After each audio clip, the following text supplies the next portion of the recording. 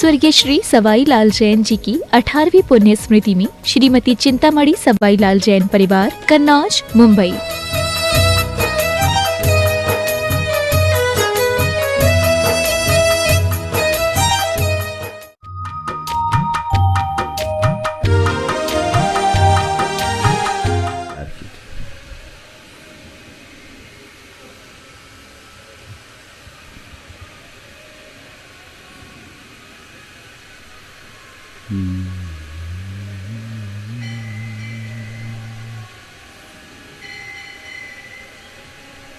नमो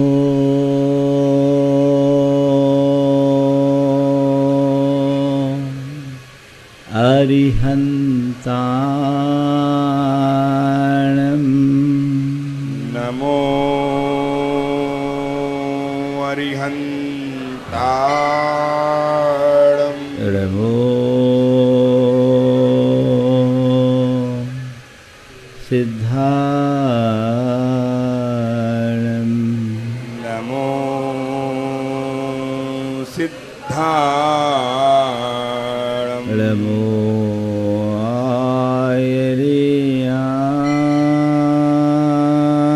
आयर्याणं नमो आयर्याणं नमो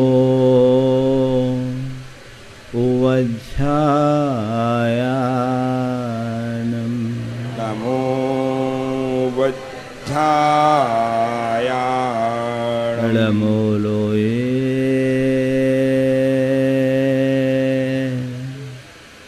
सवशाहुनं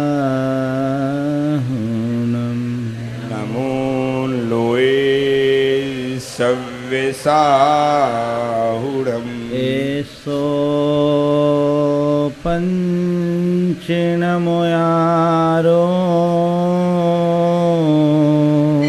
एषो पञ्चनमो यारो सर्वपापनाशिनो सव्यपापनाशिनो मङ्गलालं च सवेशिं मङ्गलाणं च सव्येसिं परमं ओ मङ्गलम् परमं होयि मङ्गलम्। जय बोलो देवादिदेव 1008 श्री भगवान महावीर स्वामी की जय जय जय। अहिंसा परमो धर्म की जय जय जय। परम पूज आचार्य गुरुवर श्री विद्यासागर जी महाराज की जय जय जय। परम पूज्य महामना मुनिनाथ प्रमासागर जी महाराज की जय जय जय। परम पूज्य सागर जी महाराज की।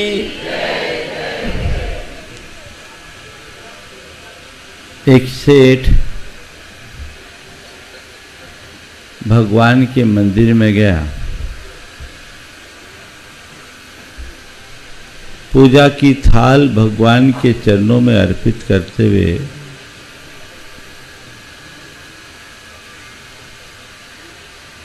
भगवान से शिकायतें करने लगा, हे भगवान तू मेरी सुनता क्यों नहीं?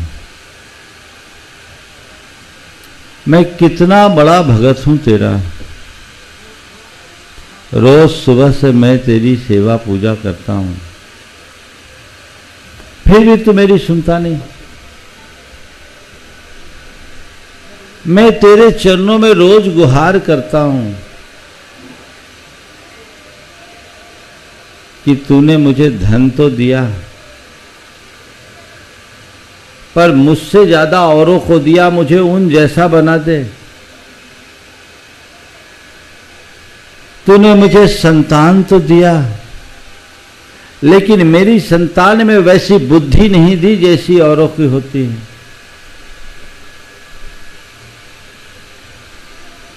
तूने मुझे ठीक ढंग से पूरी तरह स्वास्थ्य भी नहीं दिया।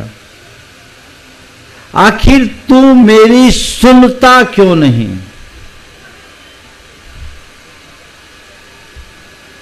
इसी बीच एक अंधा भिखारी भगवान के चरणों में आया। अहो भाव से भर कर उसने भगवान से कहा, प्रभु बहुत बहुत आभारी हूं तेरा, तूने मुझ पर कितनी बड़ी कृपा की।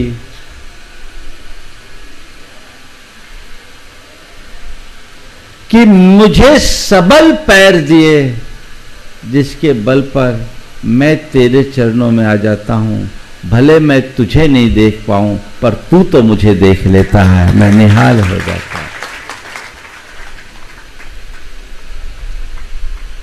ये दो दृष्टियां हैं जीवन के प्रति। पहली दृष्टि जिसे आप लोग सेठ कहते हैं, और दूसरी दृष्टि जिसे आप भिखारी के रूप में कह रहे हैं। लेकिन मेरी नज़र में पहले वाला भिखारी और बाद वाला सेठ है। अपने जीवन को टटोल कर देखो, तुम्हारी स्थिति क्या है? शिकायतों में जीते हो या अहोभाव रखते हो?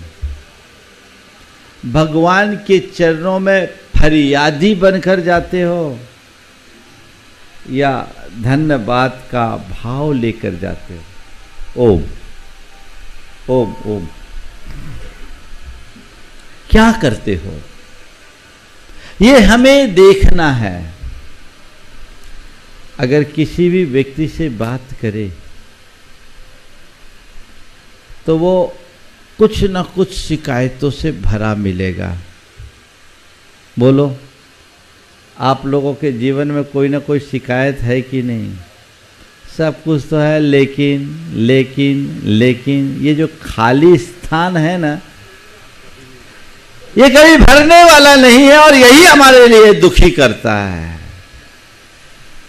हर मनुष्य अपने जीवन में अभावों और रिक्तता का रोना रोता है, लेकिन संत कहते हैं अभावों की पूर्ति करने में जीवन का अभाव हो जाए, पर अभाव का अभाव नहीं होगा। ये रिक्तता, अपूर्णता, अभाव संसार की ये नियति है। हर प्राणी अधूरा है, हर मनुष्य अपूर्ण है, हर प्राणी में कोई ना कोई कमी है। जीने की कला केवल ये है कि जो है उसका मूल्यांकन करो, और जो नहीं है उसको लेकर परेशान मत हो। हर पल आनंद है, पर ऐसा बहुत कम होता है। किसी विचारक ने लिखा, मनुष्य रोते हुए जन्मता है, मनुष्य रोते हुए जन्म लेता है, शिकायतें करते हुए जीता है। रोते हुए जन्म लेता है, शिकायतें करते हुए जीता है, और निराशा के मलबे में दबकर मर जाता है। ये जीवन की कहानी है। सारा जीवन यूं ही बीत जाता है, केवल रोना रो रो कर बिताते हैं। आज आपसे सवाल करना चाहता हूं, बोलो कैसा जीना चाहते हो? रोते हुए या मुस्कुराते हुए? हाँ, मुस्कुराते हुए। एक बार जोर से मुस्कुराओ देखें। हाँ, मुस्कुराहट चाहते हो? मुस्कुराते हुए जीना। अपना रोना मिटाना चाहते हो? आज सवेरे से भगवान ने मुझसे कहा, पटना वालों का रोना मिटा दो। आप लोग तैयार हो? अपना रोना मिटाना चाहते हो? बोलो। अरे इतने दबे दबे क्यों? अभी उतनी गर्मी नहीं है, है ना? रोना कैसे मिटे? ध्यान रखना, जीवन की समस्याओं को मिटाने का कोई प्रबंध मेरे पास नहीं है, पर चाहे कितनी भी बड़ी समस्या हो, उसमें मुस्कुराते हुए जीने का रास्ता मैं जरूर दिखा सकता हूं। चाहते हो समस्याओं के मध्य भी मुस्कुराना? चाहते हो? फूल जैसा जीवन जियो, फूल की तरह जियो जो कांटों के मध्य भी खिला रहता है ना? फूल को देखा आपने? सैकड़ों कांटे और उनके मध्य में कोई एक फूल, लेकिन फिर भी वो फूल खिला रहता है। अब फूल को देखने की भी दो दृष्टियां हैं। एक दृष्टि तो वो जो मैं कह रहा हूं कि कांटों के मध्य भी खिला रहता है, फूल क्या खुश मिजाज है। और दूसरा ये, अरे इन फूलों की जिंदगी तो देखो, सारी जिंदगी कांटों में घिर के रह गई। कौन सा नजरिया है तुम्हारा? पहला या बाद वाला? एक विचारक ने बहुत अच्छी बात लिखी। तुम्हारे पास 2 पैसे हो तो 1 पैसे से खरीदो रोटी और दूसरे से खरीदो एक फूल। तुम्हारे पास 2 पैसे हो तो 1 पैसे से खरीदो रोटी और दूसरे से खरीदो एक फूल। रोटी तुम्हें जिंदगी देगी और फूल देगा तुम्हें जीने की कला।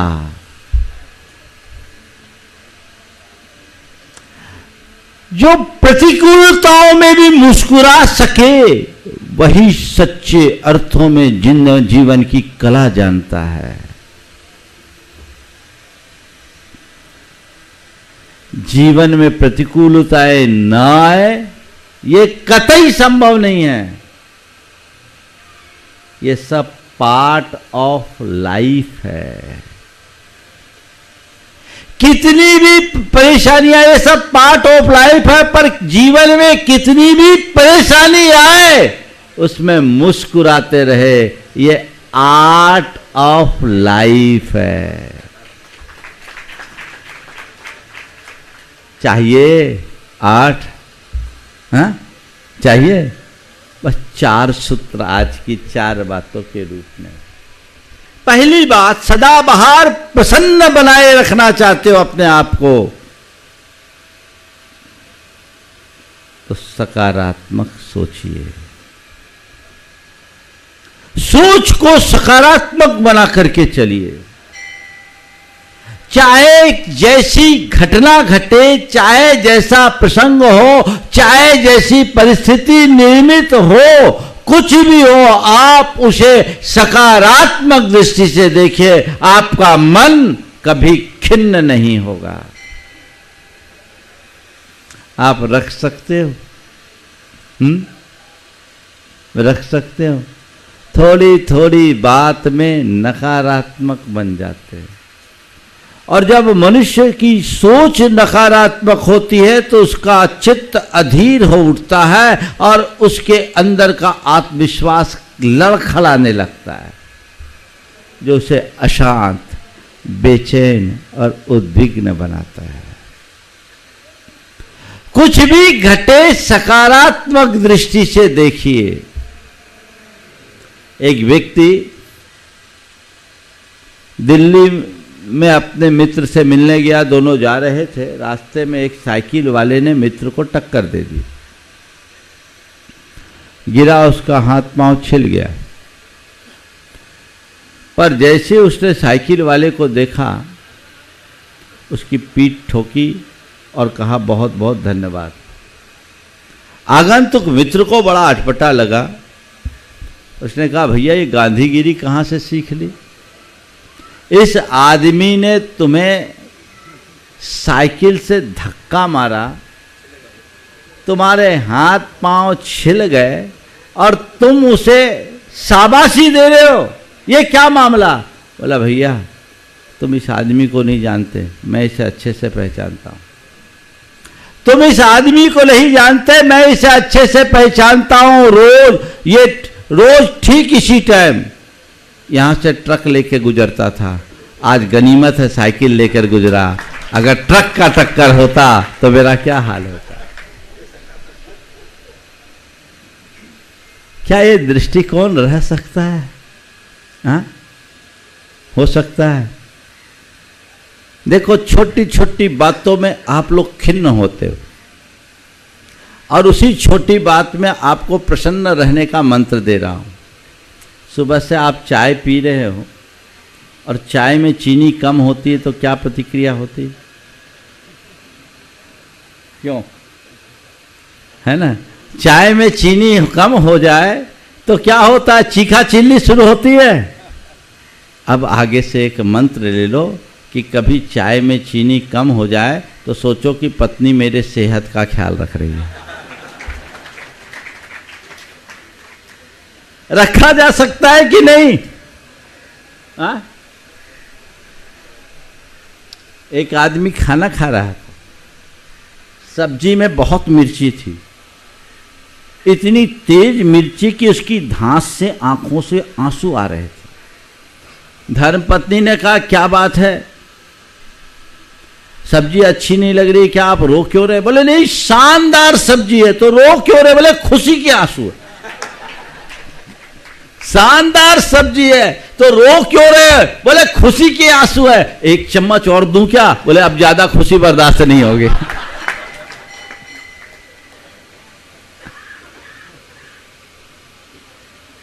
अपनी दृष्टि को रोजमर्रा की जिंदगी में यदि हमने थोड़ा सा सकारात्मक बना लिया तो सारी समस्याएं वहीं दफन हो जाएगी।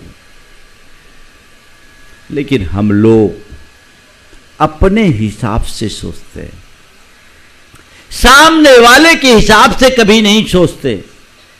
नतीजा हमारे मन में क्रोध और क्षोभ प्रकट होता है, जीवन का संतुलन बिगड़ जाता है, थोड़ी थोड़ी बात पर तनातनी हो जाती है। होती कि नहीं?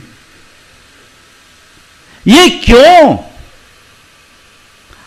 तुम्हारा जीवन शांति और प्रसन्नता से जीने के लिए मिला है, लड़ने झगड़ने के लिए नहीं। एक सोच अपने अंदर विकसित कर लीजिए, जिन बातों से मेरा मन अशांत होता हो मैं उन्हें नजरअंदाज करूंगा। अपने आप सब कुछ अच्छा लगने लगेगा।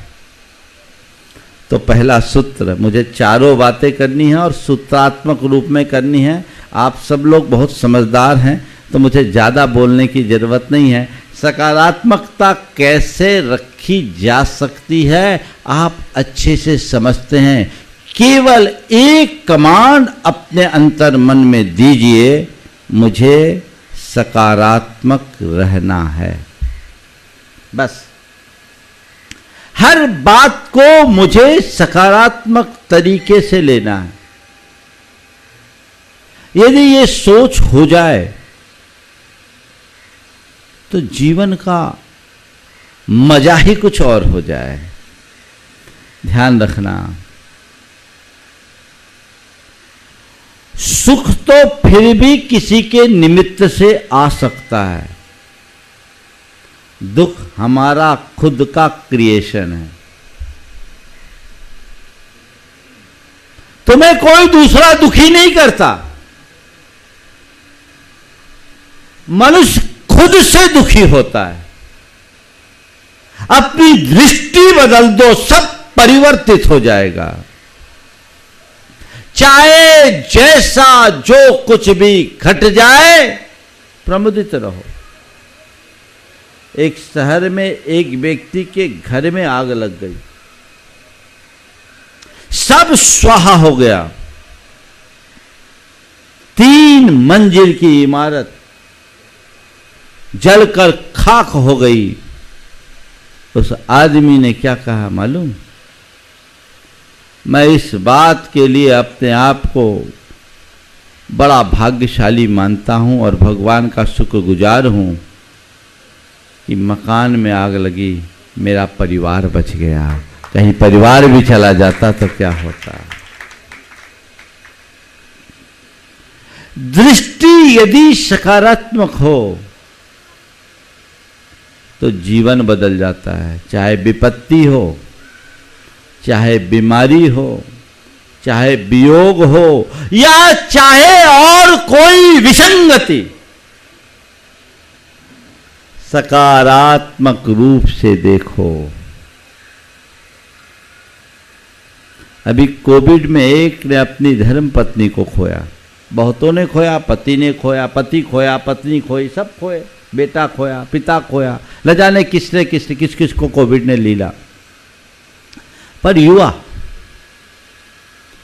32 साल का युवा, 2 बच्चों का पिता, पत्नी को खोया। आप सुनकर के उसके पराक्रम की सराहना किए बिना नहीं रहोगे।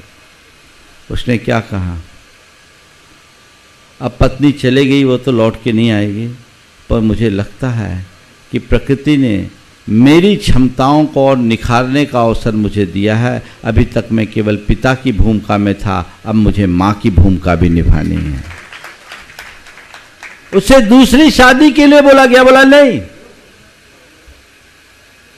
मैं ऐसे ही रहूंगा और अपने बच्चों को पिता के स्नेह के साथ साथ मां का प्यार भी दूंगा और इसे अपनी समस्या मानकर इसे अपनी तपस्या मानकर स्वीकार करूंगा। कर सकते आप? जिस व्यक्ति की सोच सही होती है और जिसकी दृष्टि आध्यात्मिक होती है, उनके लिए बातें बहुत सहज होती है। एक व्यक्ति को व्यापार में बड़ा भारी नुकसान हुआ, बेटे ने गलत निर्णय लिया, नुकसान हुआ। बेटा उससे बहुत दुखी था। पिता ने कहा, बेटा ये नुकसान नहीं नसीहत है, ये सोचो हमने जीवन में इतना कम कमाया, फिर खड़ा कर लेंगे। बेटे ने नुकसान कर दिया, बेटे ने नुकसान कर दिया, बेटे ने नुकसान कर दिया, रोना मत रो। नुकसान होना था सो हो गया। उसने नुकसान नहीं, हमें एक बहुत बड़ी नसीहत दी है और इस नसीहत का फायदा उठाए तो जितना खोया है उससे कई गुना खड़ा भी कर सकते हैं। आप लोग कर सकते हो ऐसा? कर तो सकते हैं पर करते नहीं, इसीलिए रोना रोते हो। सकारात्मक दृष्टि रखिए, अपने आप जीवन में आनंद आएगा। 2 पड़ोसी थे, एक का नाम था हसंत जी दिलखुश, हसंत जी दिलखुश, और दूसरे थे रुदंत जी आंसुवाल। हसंत जी दिलखुश के पास रोता आदमी आता और मुस्कुराते हुए जाता। वो हर व्यक्ति का दुख दर्द हर लेता, बड़ा जिंदा दिल आदमी, बड़ा सकारात्मक आदमी। पर जो रुदंत जी आंसुवाल थे ना, वो आंसू ही बहाते। धोखे से कोई उसके पास चला जाए तो फंस जाता, वो देखता कब खिसकूं, शुरू अपना रोना शुरू कर देता। जी क्या बताऊं जी, आज सुबह से नींद ठीक नहीं, समय पर नहीं खुली, क्या बताऊं जी, आज पेट साफ नहीं हुआ, क्या बताऊं जी, आज धर्मपत्नी ने समय पर चाय नहीं दिया, आज अच्छा खाना नहीं भाया, खाना नहीं खाया, आज सुबह से बोनी नहीं हुई, आज हमारी तबीयत ठीक नहीं है। अब ऐसी बात कौन सुनना पसंद करेगा? करेगा क्या?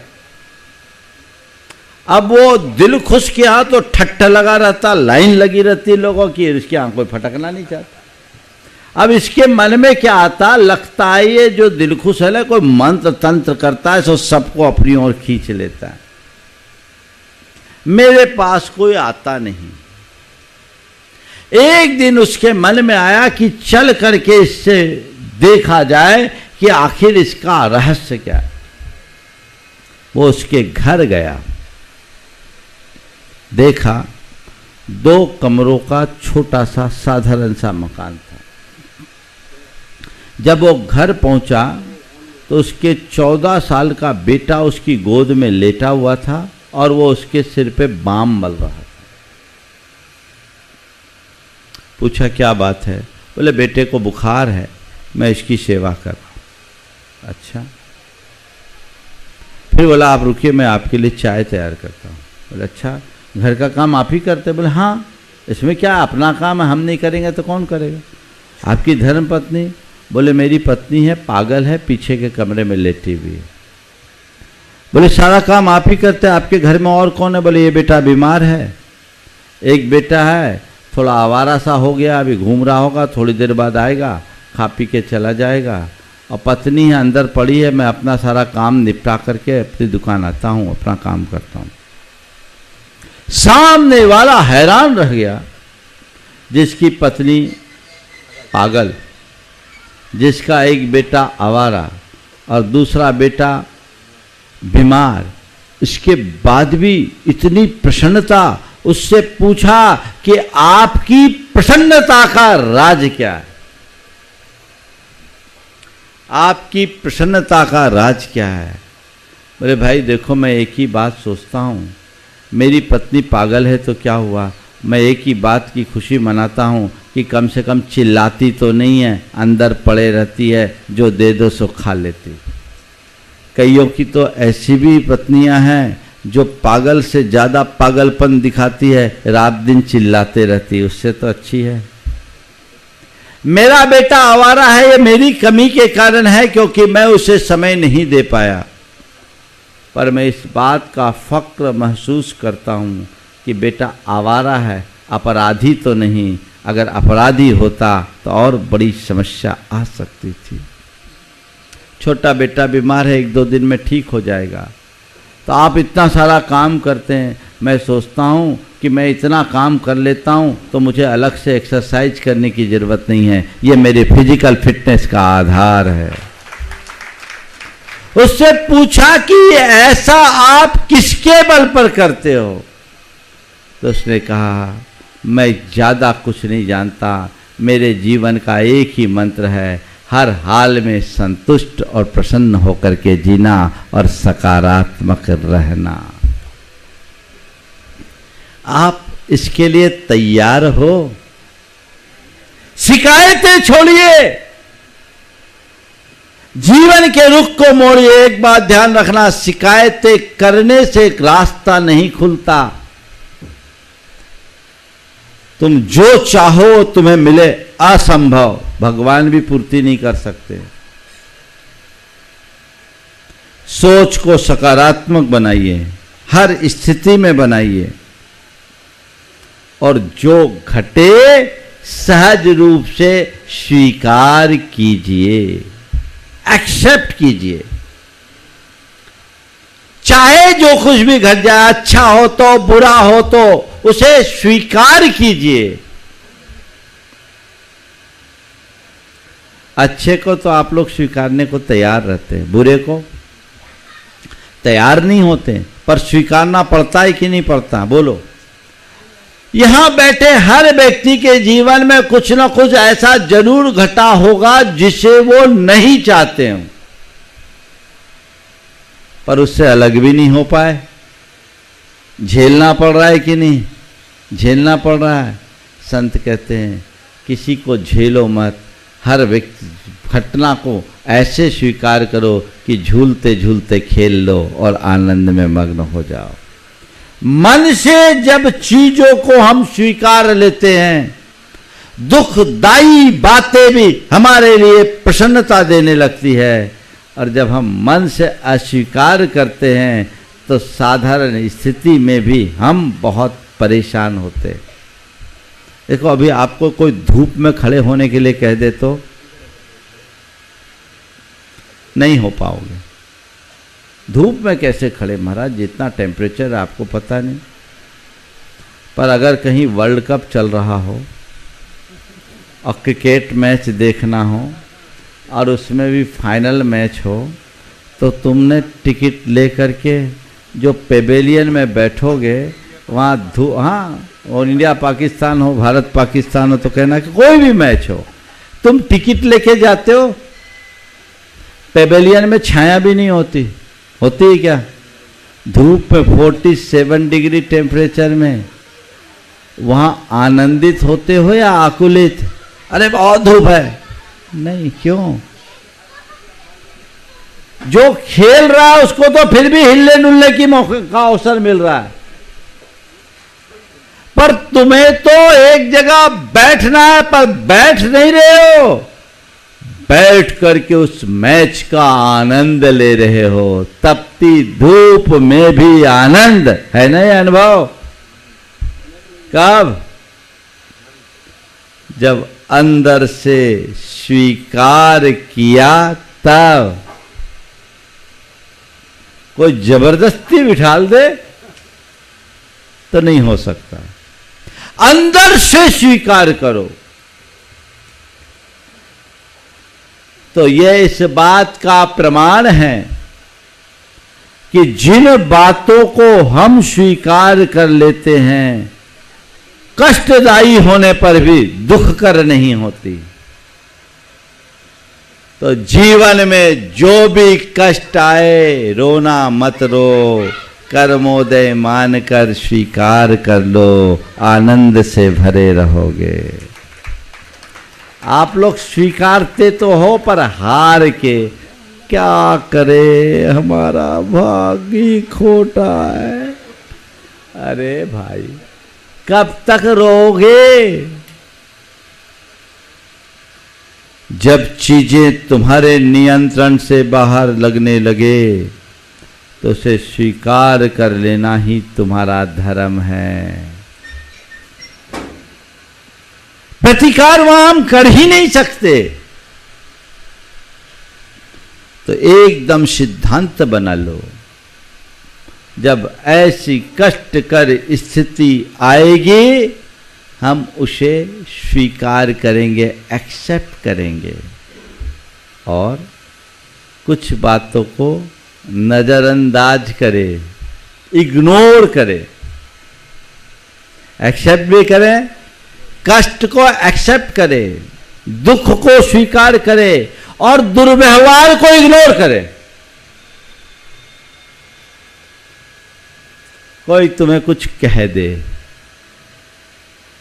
तारीफ कर दे तब तो बहुत अच्छा लगता है, और कोई टिप्पणी कर दे तो क्या होता है? महाराज जी आपको क्या बताएं, कलेजा छिल जाता है।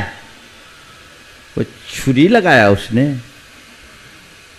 छुरी से भी तेज हो जाती है जवान की छुरी। कब? जब हम उसे पकड़ लेते हैं तब। एक बार एक बहन जी मेरे पास आई, बहुत दुखी थी, परेशान थी। बोले महाराज जी क्या करे, कोई रास्ता बताइए, कोई मंत्र बताए। बोले क्या हुआ? बोले हमारे जो श्रीमान है ना महाराज, बहुत गंदी गंदी गालियां देते हैं। अरे पति हैं, देते हैं, झेल लो, क्या फर्क पड़ता है। कितने वर्ष हो गए शादी के? महाराज जी 32 साल हो गए। बोले ठीक है, हो गए इतने साल, झेला और झेल लो, 10-20 वर्ष की जिंदगी और। नहीं महाराज जी बिल्कुल बर्दाश्त नहीं होती, आप तो कुछ ऐसा उपाय बताइए कि वो गाली देना बंद कर दे, हमसे सहन नहीं होता। उस गांव में एक पागल घूमता था, आहार को निकलते समय मैंने अनेक बार देखा था। बहुत गंदी गंदी गालियां देता था, चाहे उसके मुंह से कोई निकल जाए गालियां देता। मैंने पूछा कभी रास्ते में वो पागल मिला? बोले हाँ मिला, आज भी मिला था। बोले क्या बोलता है? बोले वो गालियां देता है। बोले तुम्हारे पति वैसी गाली? नहीं महाराज उतनी भद्दी गाली नहीं देते, उतनी भद्दी गाली नहीं देते। तो पागल ने तुम्हारे लिए गाली दिया? बोले हाँ गाली दिया, अक्सर देता। तो तुम फिर उतनी दुखी नहीं हुई? अपने पति से क्यों दुखी हो? महाराज जी उस पर क्या दुखी होना, हो तो पागल है, वो तो पागल है, उसमें क्या दुखी होना। तो मैंने कहा जो आदमी गंदी जबान करे वो आदमी कहाँ, वो पागल है, उस पर क्या ध्यान देना, इग्नोर कर दो। समझदार होता तो गालियां देता क्या? बोलो।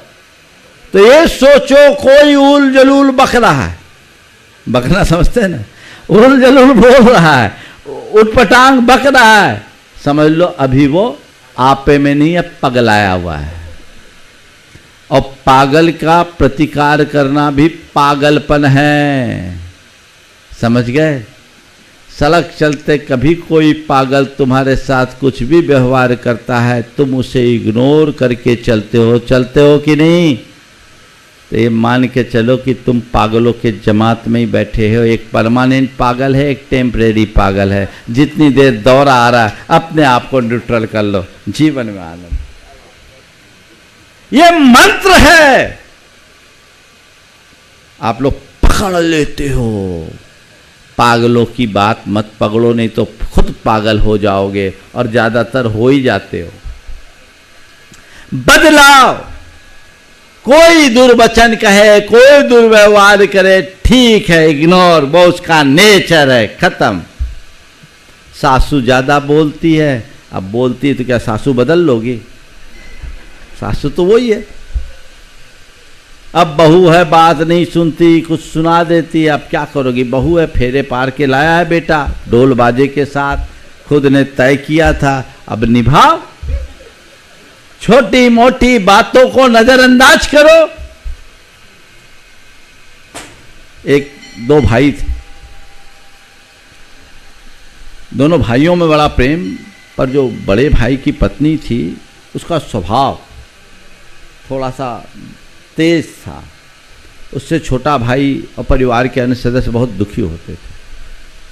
तो एक दिन दोनों भाई बहुत जुड़े हुए थे, तो भाई, छोटे भाई और बड़े भाई दोनों मेरे पास बैठे हुए थे। छोटे भाई ने जो बात कही कि भाभी के कारण घर में बड़ी अशांति है। बड़े भाई ने जो बात कही, बोले महाराज आप बताओ मैं क्या करूं? पत्नी को तलाक दे नहीं सकता, दूसरी शादी कर नहीं सकता, इनसे अलग रह नहीं सकता, अब मैं क्या करूं?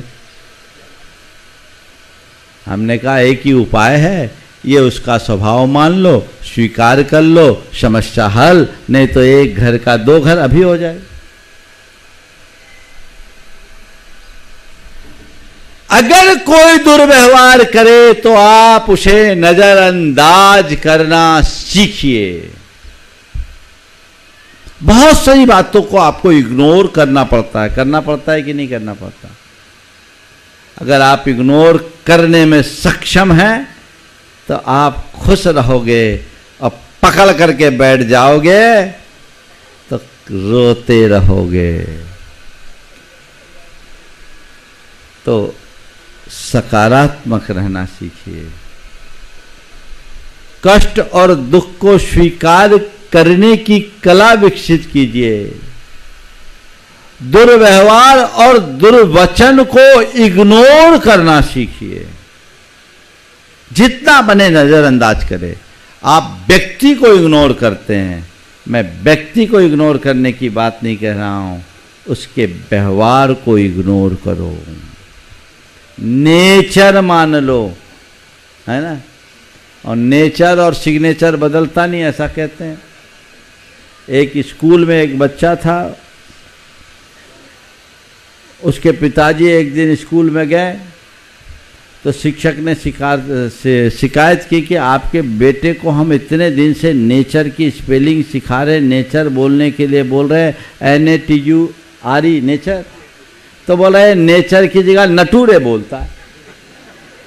इसको मैं रोज बोलता हूं कि नेचर बोल, ये नटूरे बोलता है। तो उसके बाप ने कहा छोड़िए ना सर, इसका फटूरे ऐसा है। अगर बाप फ्यूचर को फटूरे बोलेगा तो बेटा नेचर को नटूरे बोलेगा ही बोलेगा। अगर हमने नेचर को नेचर मानकर इग्नोर करने की कला सीख ली, सारे झगड़े शांत समाप्त वो हो सकता है। अपने अंदर ये विकसित कीजिए। और चौथी बात, मन में संतोष रखिए। एक बात सदैव ध्यान में रखिए, मेरे हाथ में केवल प्रयास है, परिणाम नहीं। किसी भी कार्य के लिए मैं अच्छे से अच्छा प्रयास करूं, पर अच्छा परिणाम आए ये कोई जरूरी नहीं। परिणाम में जो घटे उसे स्वीकार कर लो, बस इतना सा रास्ता। प्रयास मेरे हाथ में नहीं, परिणाम नहीं, जो है ठीक। सतत उद्यमी बनिए, पर उद्विग्न होने से बचिए। ठीक है, मैं जो कर रहा हूं, जो रिजल्ट आ जाए स्वीकार करना है। मैं जो चाहूं वो मुझे मिले, ये मेरे हाथ में नहीं है, पर जो मुझे मिला है उसे मैं चाहूं, ये मेरे हाथ में है। संतोष का अर्थ ये नहीं कि आप निरुद्यमी या आलसी बन जाएं, हाथ पर हाथ धरकर बैठ जाएं, नहीं। संतोष रखने का मतलब है कर्म योगी बनकर जिए, उद्यम पूरी ताकत और त्वरा से करे, लेकिन परिणाम को लेकर रंच मात्र विचलित ना हो, स्वीकार करे। कर्म में संतोष नहीं, परिणाम में संतोष होना चाहिए। आजकल लोग प्रयास कम, परेशान ज्यादा होते हैं। तो परेशान ही होते रहोगे, जीवन में जो घटना है वो घट नहीं सकेगा। तो वो 4 सूत्र आज मैंने आप सबको छोटे छोटे से दिए।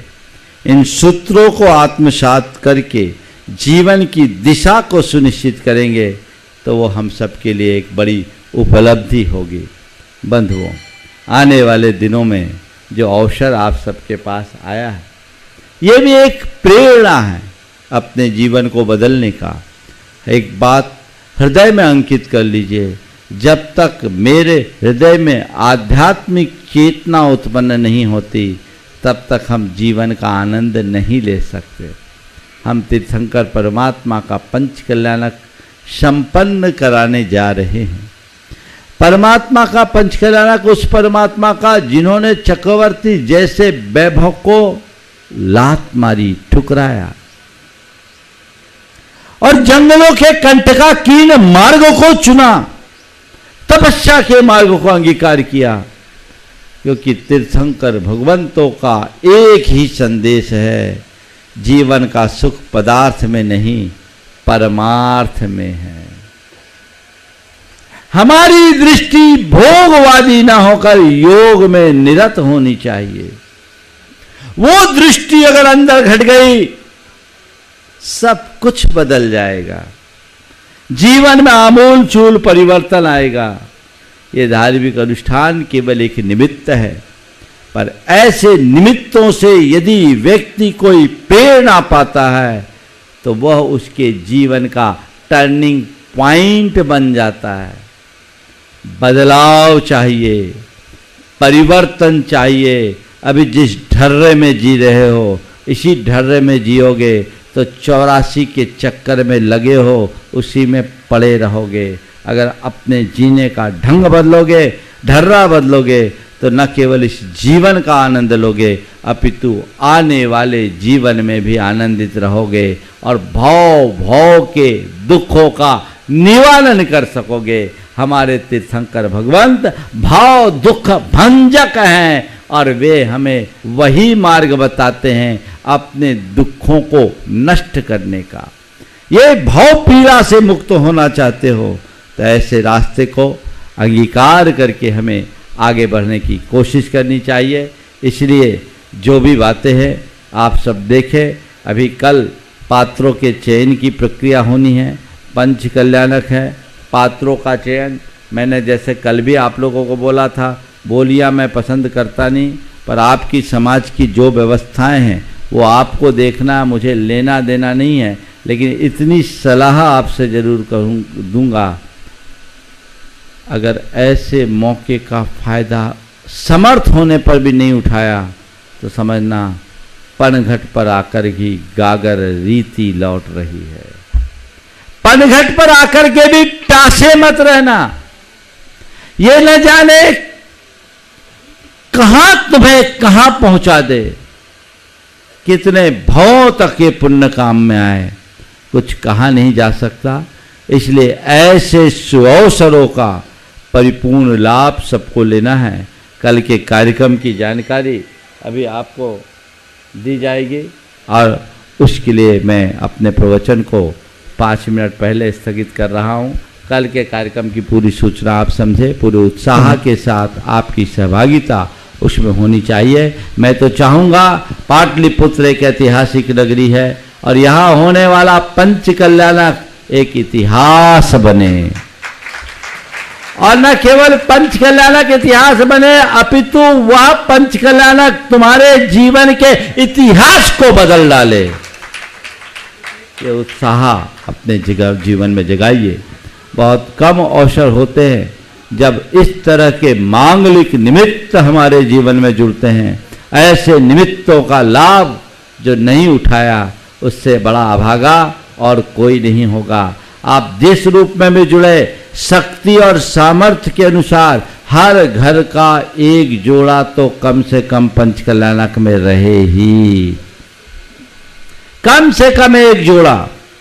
जिस घर में एक ही जोड़ा है, महाराज क्या करे, घर भगवान के चरणों में एक हफ्ता को समर्पित हो जाए, 5 ही दिन का तो कार्यक्रम है। लेकिन ये मौका मत चूको,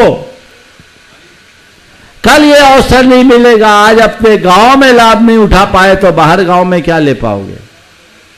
इसलिए लाभ सबको लेना चाहिए। बाकी व्यवस्थाएं भैया जी आप सबको बताएंगे। समय आप सबका हो रहा है, इसलिए मैं यहीं पर विराम दे रहा हूं। बोलिए परम पूज्य आचार्य गुरुवर श्री विद्यासागर जी महाराज। बोले परम पूज्य मनीषी 108 प्रमाण सागर जी महाराज की। बोले परम पूज्य मनीषी 108 अरहत सागर जी महाराज की। पाटलिपुत्र की ऐतिहासिक पौराणिक नगरी में परम पूज्य युगल मुनि महाराज के सानिध्य में पंचकाल प्रतिष्ठा महोत्सव आगामी 14 अप्रैल से 20 अप्रैल तक आयोजित है। 14 अप्रैल को परम पूज्य मुनिवर का मुनि दीक्षा दिवस के साथ महावीर जयंती का कार्यक्रम और उसी दिन से पंचकणक 14 तारीख को सुबह 7 बजे से जुलूस निकलेगा, 8:30 पर। और मैं ये कहना चाहूंगा, महावीर जयंती का कार्यक्रम परम पूज्य मुनिवर के सानिध्य में यहाँ पर पंचकणक हुआ है।